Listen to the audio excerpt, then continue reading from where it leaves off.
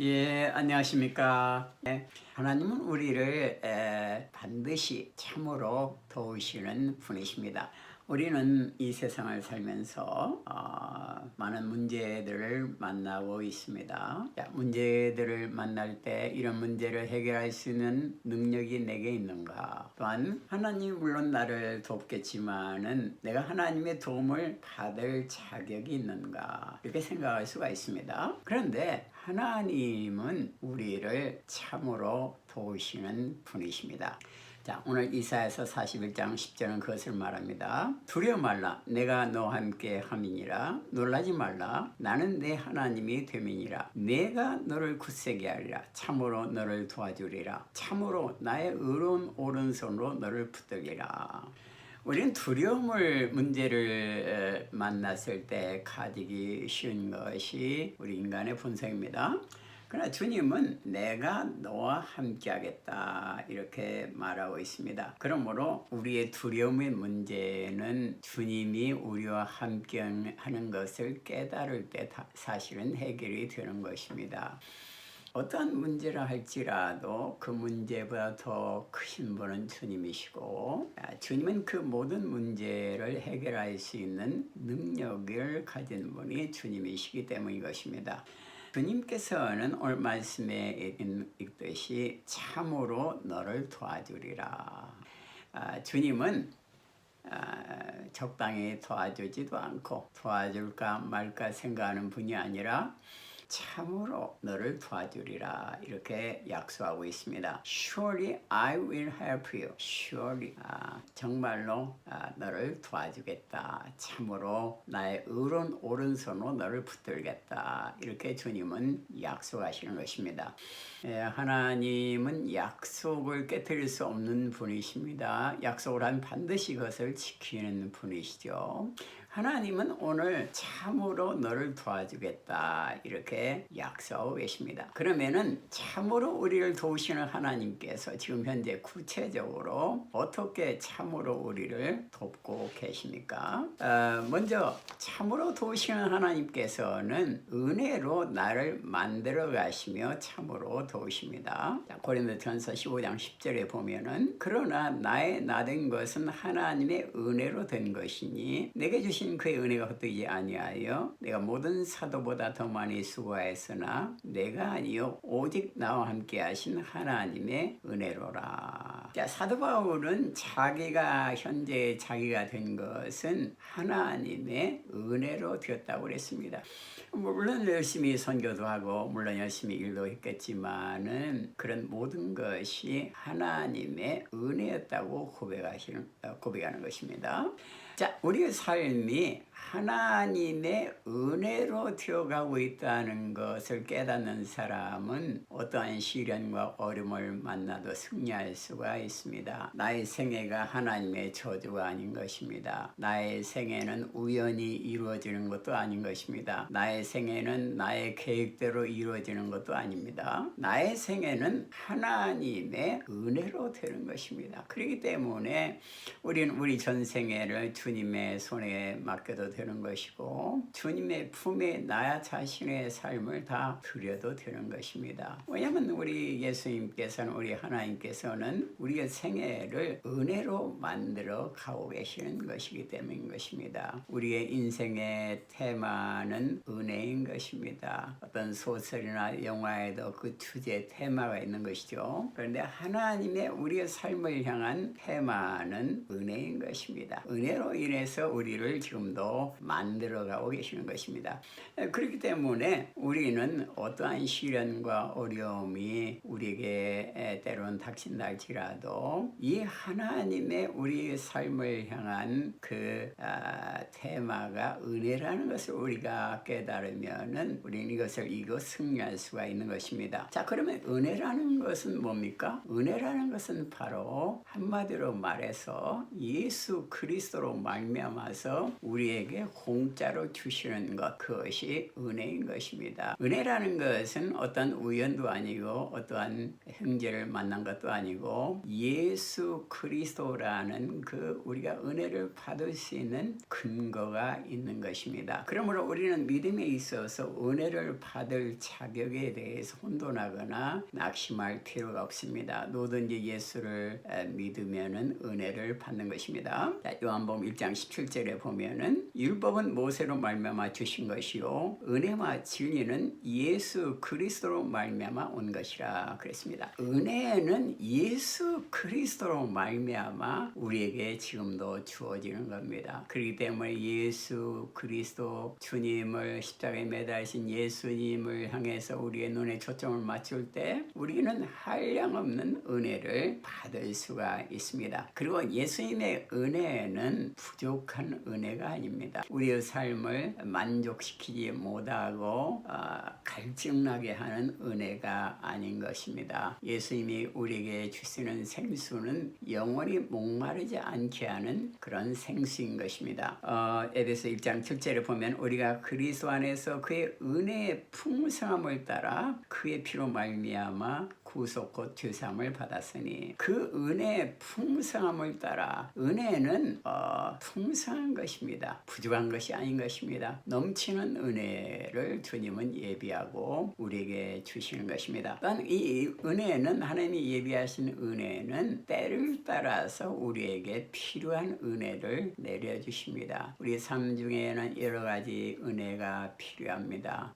건강이 연약한 사람들은 몸이 강하게 되기를 원하고 길이 막힌 사람은 길이 열려지기를 원하고 또한 명예를 원하고 또 하나님의 나라를 위해서 일하고 싶은 사람에게는 그 능력이 또한 주어져야 될 것입니다. 히브리서 4장 16절에 보면은 때를 따라 돕는 은혜를 얻기 위하여 은혜의 보좌 앞에 담대히 나갈 것이니라. 하나님은 우리에게 때를 따라 돕는 은혜를 주시는 것입니다. 그 은혜는 예수 그리스도 은혜의 보좌 앞에 나갈 때 우리는 그 은혜를 받을 수가 있습니다. 예수님 앞에 나갈 때 우리는 은혜를 받는 것입니다. 그래서 하나님께서는 우리를 반드시 도우시는데 그 이유는 은혜를 가지고 우리의 삶을 이루어가기 때문인 것입니다. 또한 참으로 우리를 도우시는 하나님께서는 시험당할 즈음에 피할 길을 주심으로 참으로 우리를 도우십니다. 고린도전서 10장 13절에 보면은 사람이 감당할 시험밖에는 너에게 당한 것이 없나니 오직 하나님은 미쁘사 너희가 감당치 못할 시험당함을 허락지 아니하시고 시험당할 즈음에 또한 피할 길을 내사 너희로 능히 감당하게 하시느니라. 하나님께서는 우리가 시험을 당할 때 피할 길을 우리에게 주신다 이렇게 약속하고 있습니다. 어떠한 문제가 있고 아무리 문제가 앞을 가로막는다 할지라도 우리는 피할 길을 예비하시는 주님이 계시는 겁니다. 그 피할 길은 바로 예수 그리스도가 피할 길인 것입니다. 내가 곧 길이요 진리요 생명이니 나로 말미암지 않고는 아버지께로 올 자가 없느니라. 우리가 하나님 사이에는 주의 창덕이 있기 때문에 하나님의 전능하심과 하나님의 능력을 맛볼 수가 없지만은 예수 그리스도가 그 주의 벽을 허물으셨습니다. 십자가에 흘린 피로써 그 주의 벽을 허물므로 우리가 하나님을 만날 수가 있는 것입니다. 우리 아버지이신 하나님을 만나서 그 전능함의 도움을 받을 수가 있는 것입니다. 그리고 그 예수 그리스도가 지금 우리 가운데 충만히 임하십니다. 성령님께서는 우리 안에 거하시고 우리를 도우시고 우리의 삶을 인도하고 계시는 겁니다. 참으로 도우시는 하나님께서는 마땅히 행할 길로 인도하시며 참으로 도우십니다. 이사야 48장 17절에 보면은 너의 구속자시오 이스라엘의 거룩하신 자이신 여호와께서 가라사대 나는 내게 유익하도록 가르치고 너를 마땅히 행할 길로 인도하는 너희 하나님 여호와라. 자, 하나님께서는 우리에게 유익하도록 가르치고 마땅히 행할 길로 지금도 인도하셨습니다. 자, 우리가 과거를 되살펴보면은 하나님께서 얼마나 위기의 순간마다 새로운 길을 여시고 또 이렇게 나에게 진실로 유익한 길로 나의 삶을 인도하셨는가를 볼 수가 있습니다. 하나님께서는 지금도 우리의 삶을 유익한 길로 마땅히 행할 길로 우리를 인도하고 계십니다. 그 다음에 참으로 우리를 도우시는 하나님께서는 온전하고 부족함이 없게 하여 참으로 우리를 도우십니다. 야고보서 1장 2절 4절에 보면은 내 형제들아 여러 가지 너희가 시험을 만나거든 온전히 기쁘게 여기라. 이는 너희의 믿음의 시련이 인내를 만들어내는 줄 너희가 알미라. 인내를 온전히 이루라. 이는 너희를 온전하고 구비하여 조금도 부족함이 없게 하려 함이라. 그랬습니다. 자, 시련이라는 것은 그것을 만날 때는 굉장히 괴롭지만은 하나님께서 시련을 향한 목적은 우리를 온전하고 구비하여서 조금도 부족함이 없도록 우리를 만들기 위한 하나님의 계획이 있습니다. 그러니까 시련이라는 것은 사실은 우리를 온전하고 구비하여 조금도 부족함이 없게 만드는 하나의 계획인 것입니다. 시련을 만날 때는 오히려 감사해야 되는 것이죠. 우리를 더 온전하고 더 부족함이 없도록 하나님 보시기에 정말로 아름다운 인격과 또 하나님의 놀라운 그 계획 안에 살도록 우리를 만드시기 위해서 시련을 허락하시는 것입니다. 온전하고 구비하여서 조금도 부족함이 없도록 이렇게 하나님 만들기 위해서 우리에게 시련을 허락하시는 겁니다. 그러니까 어떠한 시련 중에서 하나님이 정말로 우리를 도우시는 것을 볼 수가 있습니다. 참으로 우리를 도우시는 하나님께서는 우리 안에 거하심으로 참으로 도우십니다. 자, 요한일서 3장 24절에 보면은 그의 계명들을 지키는 자는 주 안에 거하고 주는 주 안에 거하시나니 우리에게 주신 성령으로 말미암아 그가 우리 안에 거하시는 줄을 우리가 아느니라. 주님은 우리 안에 거하심으로 우리를 반드시 도우시는 분이신 것입니다. 우리를 돕고 싶어도 만일 주님이 우리가 너무 멀리 떨어져 있다 그러면 우리를 도울 수가 없겠죠. 예를 들어서 지금 제가 여기에 동경 북쪽에 있는데 동경 남쪽에 있는 동경 서쪽에 있는 먼 후지산 뒤에 주님이 계신다. 그리고 이 거리가 너무 멀다 하면 저는 어떠한 어려운 문제를 당할 때 도움을 받을 수가 없겠죠. 그러나 주님은 그렇게 먼 곳에 계시는 것이 아니고 우리 안에 거한다 이겁니다. 이렇게 오늘 성경은 약속하고 있습니다. 그가 우리 안에 거하시는 줄을 우리가 아느니라. 예수님이 지금 우리 안에 거하시는 겁니다. 하나님이 지금 우리 안에 거하시는 겁니다. 그날에는 내가 너희 안에 너희가 내 안에 우리가 하나님 안에 거하는 것을 너희가 알게 되리라. 성경은 말하고 있습니다. 우리 하나님께서는 지금 예수님께서는 지금 성령님께서는 지금 우리 안에 거하시고 계십니다. 그러면은 우리 안에 계시는 하나님을 우리가 어떻게 알 수가 있습니까? 그것은 우리에게 주신 성령으로 말미암아 그가 우리 안에 거하는 줄을 우리가 안다 그랬습니다. 자, 이 성령님께서는 하나님이 우리 안에 거하는 것을 알게 하시는 분이신 것입니다. 이 성령님께서는 예수님의 십자가의 놀라운 사랑을 깨닫게 하시는 분이기도 합니다. 우리가 아무리 세상적으로 지식을 많이 쌓아도 그 사람이 그런 세상의 지식을 가지고 성경을 이해할 수는 없는 것입니다. 더구나 믿을 수는 더욱 없는 것이죠. 그러나 성령님께서는 신비한 도움을 통해서 우리가 성경을 읽을 때 이것이 하나님의 말씀이구나, 하나님이 지금도 살아계시구나, 예수님이 나의 죄를 대신해서 돌아가셨구나, 이것을 깨닫게 되는 것이죠. 자, 우리가 이렇게 깨닫게 되는 것은 어떤 인간의 지식에 의해서 오는 것이 아니고 인간의 계산에 의해서 오는 것이 아니고 성령님께서 이렇게 깨닫게 하시는 겁니다. 그러니까 우리 안에 주님이 계시다는 것을 깨닫게 하는 것은 성령님인 것입니다. 성령님은 바람과 같아서 어디 서서 어디로 가는지를 모른다고 그랬습니다. 성령님은 지금도 우리 가운데 임재하고 계십니다. 신약성경에 보면은 성령이 임하시는 거 임해서 머무르는 걸 보거든 그 사람이 구세주임을 알아라 이런 표현도 있습니다.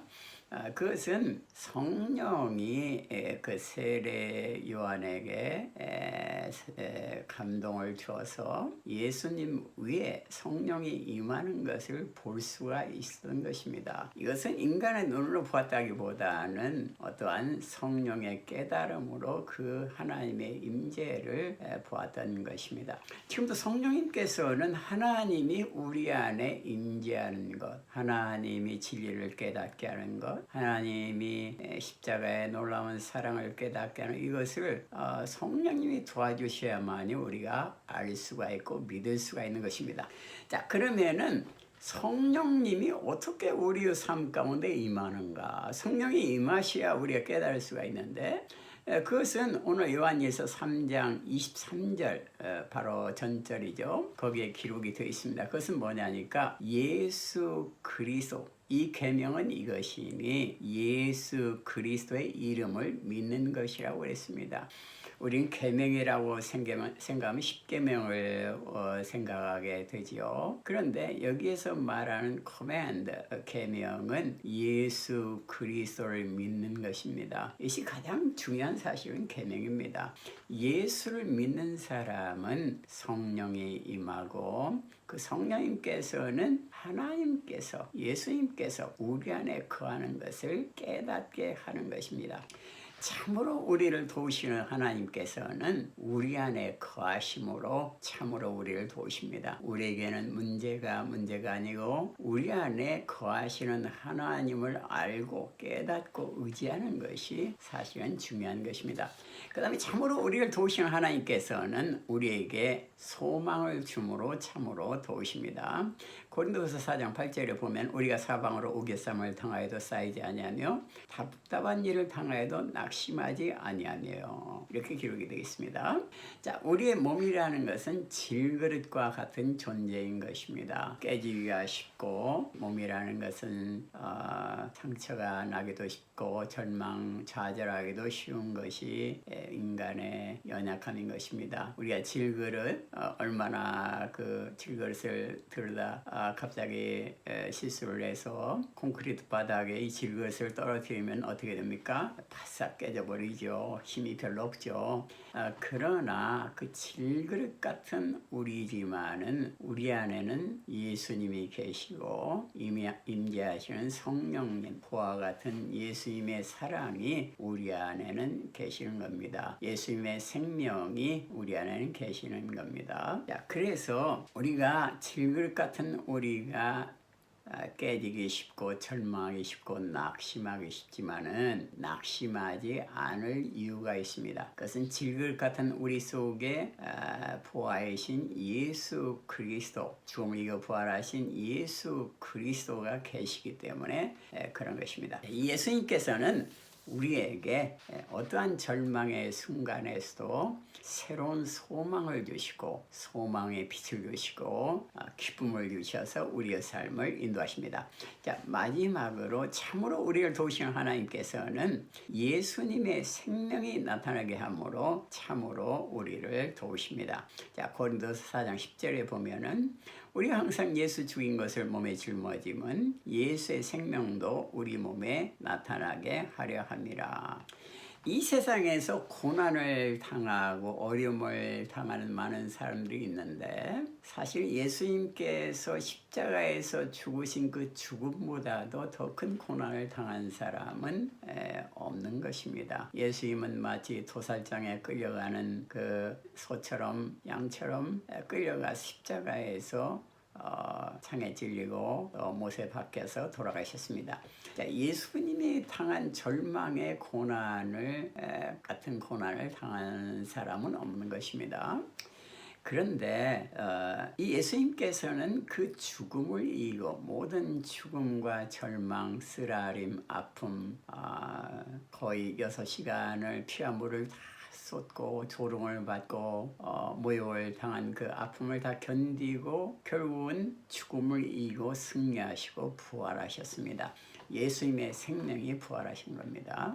자, 우리는 생각합니다. 내가 당하는 고통, 어려움이 왜 나에게는 이런 어려움과 고통이 있는가? 다른 사람보다 왜 나는 이렇게 어려움이 있나? 이렇게 생각할 수가 있는데, 자, 그것은 예수님의 고난에 비하면 전혀 고난이 아니죠. 그거는 아주 가벼운 것이죠. 그런데 그러한 작은 고난이라도 주님이 나에게 허락하는 것은 사실은 우리의 삶 가운데 예수님의 생명이 나타나기 위함인 것입니다. 우리가 예수님의 생명을 체험하지 못한다면 우리가 어떻게 신앙을 유지할 수가 있겠습니까? 예수님의 생명은 예수님의 사랑인 것입니다. 예수님의 사랑과 예수님의 생명을 체험할 때 우리의 신앙은 더욱더 승리가 할 수 있고 또 강하게 되는 것입니다. 그리고 하나님의 계획 가운데 갈 수가 있는 겁니다.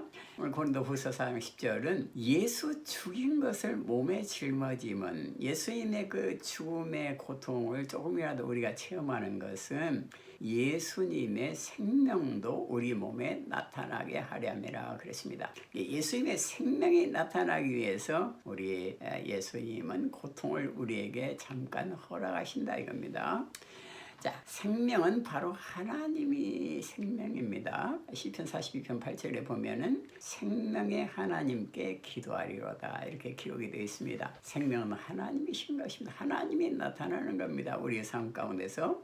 또 예수님이 바로 생명이죠. 요한복음 6장 35절에 보면은 나는 생명의 떡이니 그렇게 주님은 말했습니다. 이 살을 먹고 이 피를 마시는 자는 내 안에 거하고 나도 그 안에 거하느니라 그랬습니다. 생명을 통해서 하나님 우리 안에 거하는 것이죠. 그리고 요한복음 6장 33절에 보면 하나님의 떡은 하늘에서 내려 세상에 생명을 주는 것이라. 우리에게 생명을 주기 위해서 예수님은 고통을 당하신 것입니다. 우리에게 영원한 생명을 주시기 위해서 예수는 고통을 당했습니다. 우리에게 때로는 시련과 어려움을 허락하시는 것도 예수님의 그 놀라운 생명, 영원한 생명, 생명의 떡이신 예수님께서 우리의 삶 가운데 더 명확히 나타나고 그의 사랑을 증거하기 위해서, 그 도움을 증거하기 위해서, 참으로 도우시는 예수님을 증거하기 위해서 우리에게 시련을 허락하시는 것입니다. 참으로 우리를 도우시는 하나님께서는 지금 현재에도 우리를 참으로 도우시고 계십니다. 기도하겠습니다. 하나님 감사합니다. 참으로 우리를 도우시는 하나님의 사랑을 감사를 드립니다. 우리가 어떤 시련을 만나더라도 시련이 문제가 아니고 사실은 참으로 우리를 도우시는 예수님을 우리의 삶 가운데 모시고 느끼고 체험하는 이것이 중요함을 믿습니다. 생명의 떡이신 예수님, 우리의 마음문을 엽니다. 주님께서 임재하여 주시고 주님의 생명이 우리의 생명이 되게 하시고 예수님의 그 놀라운 생명이 우리의 삶 가운데 놀랍도록 나타나도록 주님께서 축복하여 주시옵소서. 주여 감사를 드립니다. 예수님 이름으로 기도드립니다. 아멘. 예, 감사합니다. 할렐루야.